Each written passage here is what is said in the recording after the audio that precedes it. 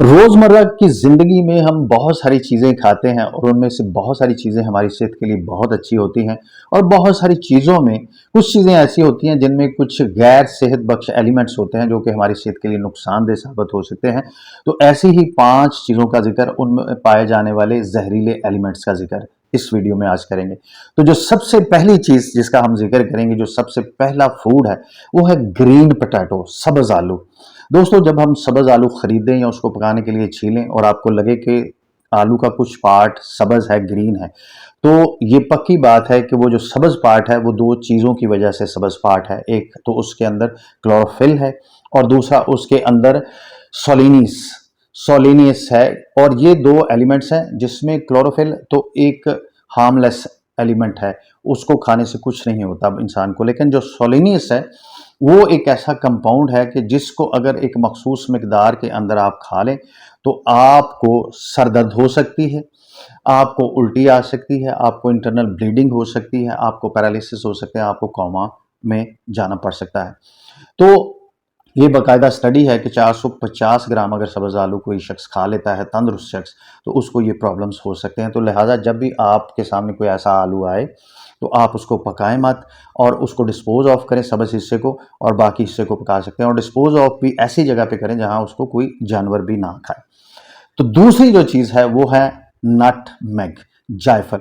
हमारे यहाँ मसाले में ये आइटम इस्तेमाल होती है और मखसूस मकदार में इस्तेमाल होती है, लेकिन स्टडी हमें बताती है कि इसके अंदर एक ऐसा कंपाउंड है जिसको मायरस्टिसिन कहा जाता है। और अगर आप इसकी 10 ग्राम से ज़्यादा मकदार अपने जिस्म के अंदर ले जाएं तो इसमें कन्फर्म है कि आपको पल्पिटेशन हो जाए, इसमें आपको डेजीनेस हो जाए, चक्कर आना शुरू हो जाए, उल्टी आना शुरू हो जाए और इवन के हलूसिनेशन यानी कि बावलापन आना शुरू हो जाए। ये बाकायदा एक केस स्टडी करके बताया गया जिसमें एक लड़के ने किसी हकीमी नुस्खे के तहत 10 ग्राम से ज़्यादा नटमेग पाउडर को खा लिया था। तो दोस्तों, आप नटमेग को रूटीन में इस्तेमाल करें मसाले में, लेकिन कोशिश कीजिए कि इसकी मकदार ना बढ़ने पाए। और अगर आपको कोई हकीम ये नुस्खा तजवीज़ करता है या आपके सामने कोई ऐसा नुस्खा आता है तो ये अश्योर करें कि इसकी मकदार थोड़ी रहे, क्योंकि जब इसकी मकदार आप ज़्यादा लेंगे तो ये प्रॉब्लम्स श्योर हैं कि आपको फेस करने पड़ेंगे। और नंबर 3 पे है बिटर एलमंड, कड़वे बादाम।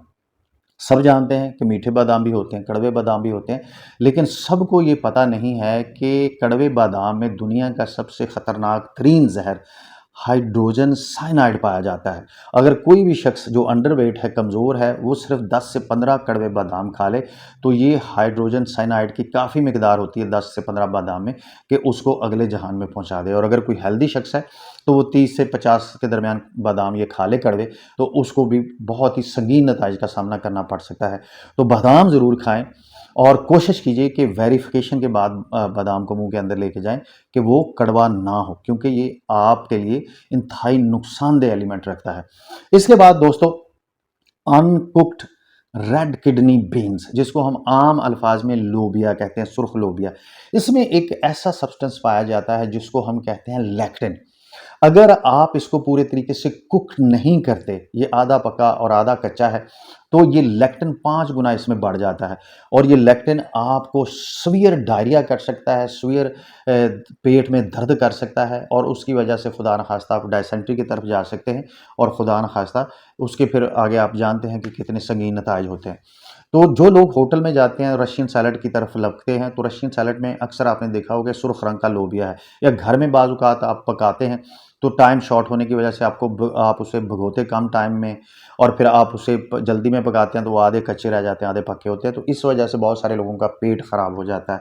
तो जब भी आपने लोबिया खाना है तो ये श्योर करना है कि लोबिया मुकम्मल तौर पर पका हो, ताकि पकने के बाद लेक्टिन जो है उसमें ख़त्म हो जाता है, मिनिमाइज हो जाता है। एंड रिमेंबर इट, लेक्टिन अगर आप ऐसे बॉडी में ले जाते हैं तो ये बड़ा ख़तरनाक सब्सटेंस है। और उसके बाद आखिर में brown rice. You will be amazed कि ब्राउन राइस तो सेहत के लिए बहुत अच्छे हैं, यकीनन बहुत अच्छे हैं, सेफ हैं, लेकिन अगर आपने यहाँ पे ये गलती की, क्योंकि इसमें आर्सेनिक नामी एक सब्सटेंस पाया जाता है कि जो कि बहुत अनहेल्दी है इंसानों के लिए। और वो कहाँ से आता है? जब कोई भी फसल हम बोते हैं तो उसके ऊपर खाद, पेस्टिसाइड्स, कीड़े मार दवाई छिड़की जाती है। तो चावल में ये क्वालिटी है कि वो सॉइल से, ज़मीन से ये जो आर्सेनिक है इसको बहुत ज़्यादा अब्जॉर्ब कर लेता है।